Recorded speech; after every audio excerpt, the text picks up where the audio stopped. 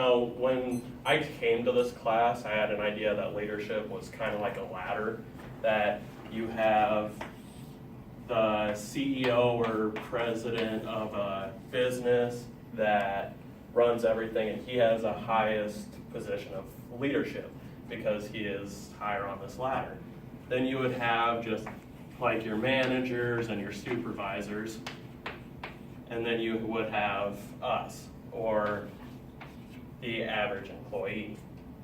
Well, after we kind of progressed through the year, I figured out that it's not as much of a ladder, but that it's actually on a sideways plane where you have the president, CEO, the managers, and us.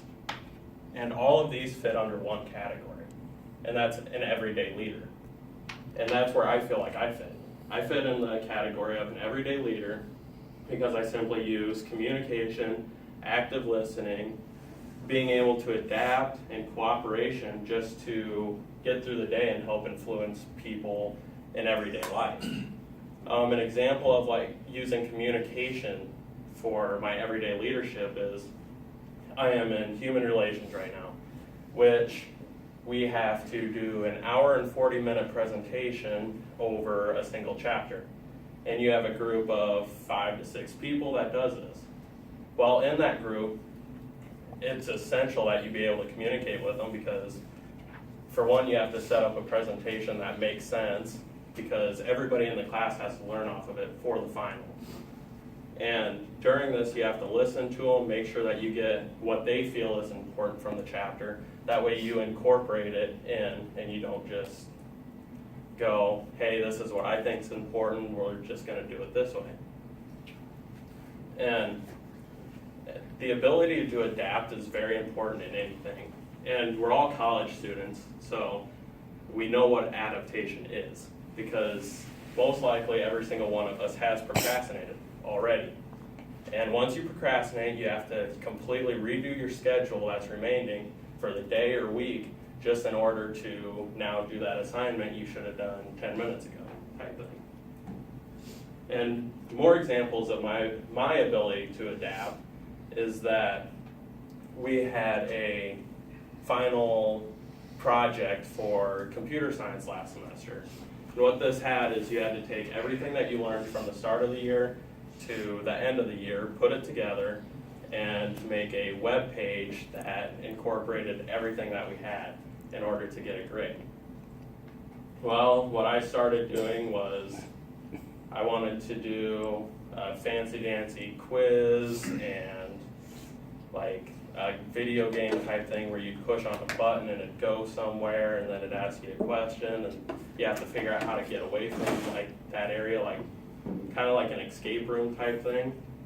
But I couldn't figure out that part. So I focused more on the quiz itself and just BS'd a little slide at the start for like a title page.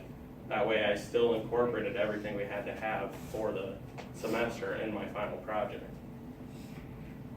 One of the most important things I learned throughout this semester that I can see in myself as a leader is that you have to establish trust with your followers. And I do not hold a high position of power. The highest position I've held is I was the president of our FFA chapter in high school. But the thing is, what's trust? It can just be trust between me and Hunter, or me and Anthony, or me and Alex. It's a simple thing where you don't destroy a relationship, you build upon it. Even if it's just a minor relationship, because maybe I'll need some help from Hunter, or Hunter will need some help from me sometime. Well, that relationship's there because of the trust that you establish with other people. And if you have that relationship, then you will be able to go through life a lot easier. And all this came to me just because leadership is not a ladder. You don't have the president or CEO that's at the top of the chain that knows everything and leads everyone, and then it just progresses down to a normal person like me. It's more of just on a plane where everybody sits in the single category of everyday leadership, and they have similar characteristics that intermingle in order to lead others. Thank you.